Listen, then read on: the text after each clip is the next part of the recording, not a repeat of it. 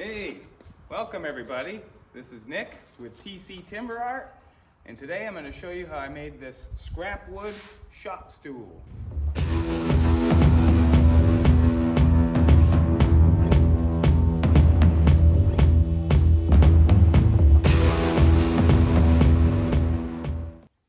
Alright guys, I just want to touch on real quick why I made this shop stool and why it's kind of designed the way it is. It's a little bit elaborate. It's an overly ambitious project for just a shop stool. Arbortech invited me to be a part of their Global Maker Fest, which was a live streaming event on their YouTube channel. I was trying to think of a project that I could do that would be useful for me, but be interesting for other people to watch. And I also wanted to use materials that I had on hand, so I didn't have to go purchase anything. So the legs and the feet are made from leftover 2x6s from framing, and the seat is made from 2 pieces of real thick pine that I laminated together. That way I could get the depth of the saddle seat. I'd just like to say thank you to Arbortech for putting on Global Maker Fest and also for sponsoring this video.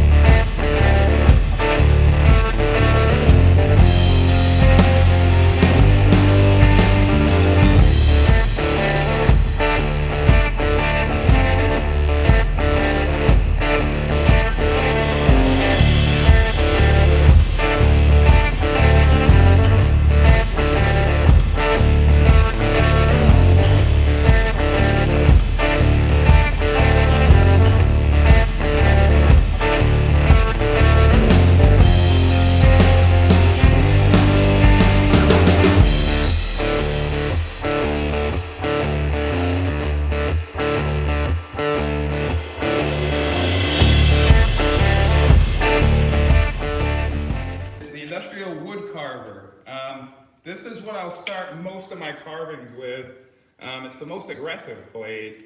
You've got carbide tip cutters here. This tool cuts on edge and it won't cut on the face. But it's a much cleaner cut. If you've ever seen the chainsaw style carving discs that are out there, those are scary, dangerous. This is a lot safer tool to handle, as well as just making a much cleaner cut. I don't have any specific plan. I'm just going to carve it and have it tell me what it wants to be.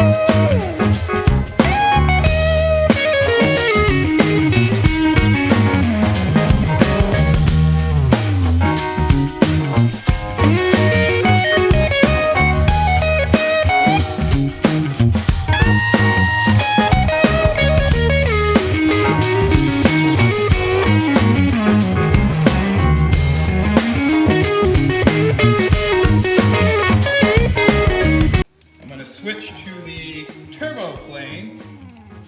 This is the one probably most people have seen. It's probably the most popular tool, but you've got carbide cutters here. And it will not cut on edge. This one's, and you can freshen these carbide edges up with a credit card file.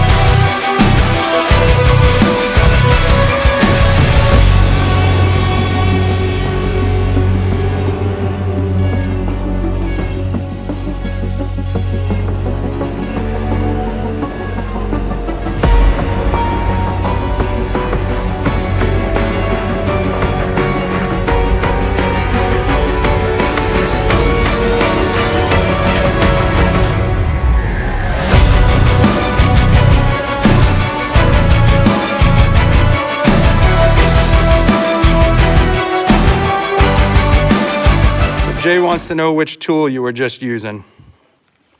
The one I was just using is the Arbortech Mini Carver. I'm gonna like this already. This is the Arbortech Mini Carver, and this is the Mini Pro carving disc that goes on the Mini Carver. So the thing about this disc, I'll show you the difference. So this is the carving disc that comes with the Mini Carver. This is the original. It cuts just on edge, so you can do like sweeping cuts and stuff with it. What I like about this one is this one cuts on edge. These carbide tips, you can loosen the set screw, rotate the carbide to get a fresh cutting edge, and this one will cut on edge as well as on the face. So it's real versatile, and I just leave the Mini Pro right on my Mini Carver now. But if I was gonna do some real thin kerf type detail, then I would put this one back on it, because it's a lot, obviously it's a lot thinner. But overall, for like the kind of shaping that I was doing, I really like that. Mini Pro.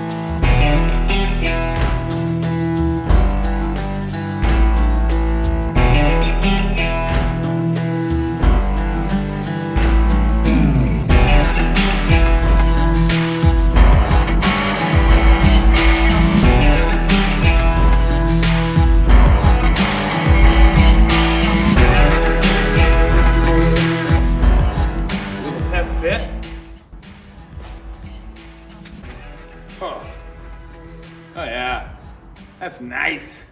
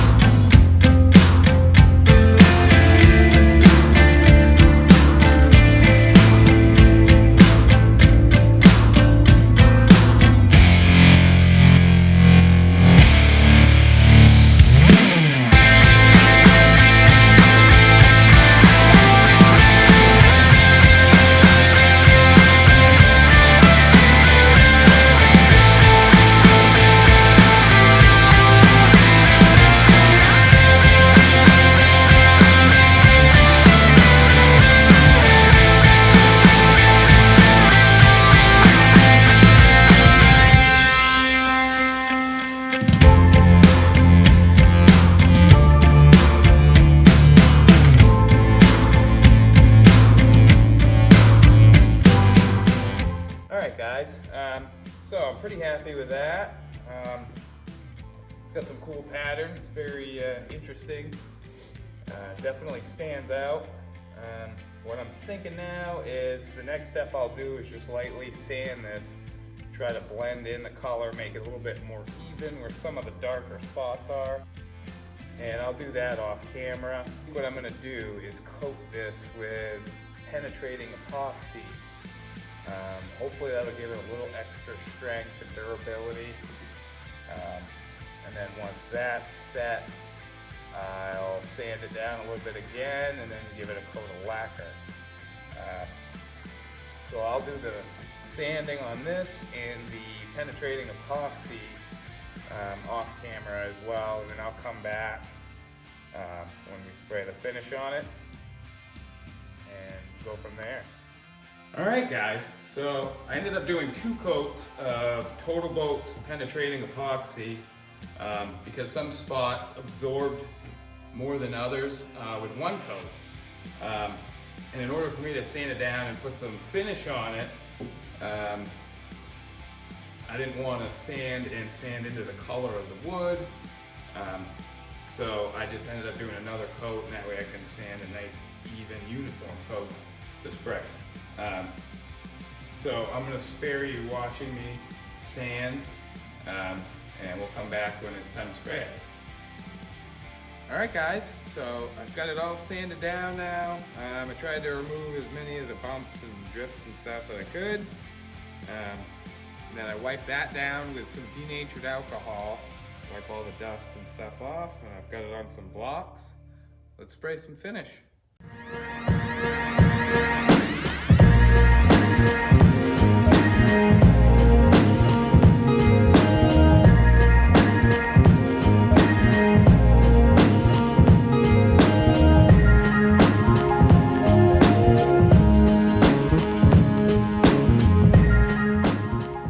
Alright guys, so I sprayed the lacquer on it yesterday.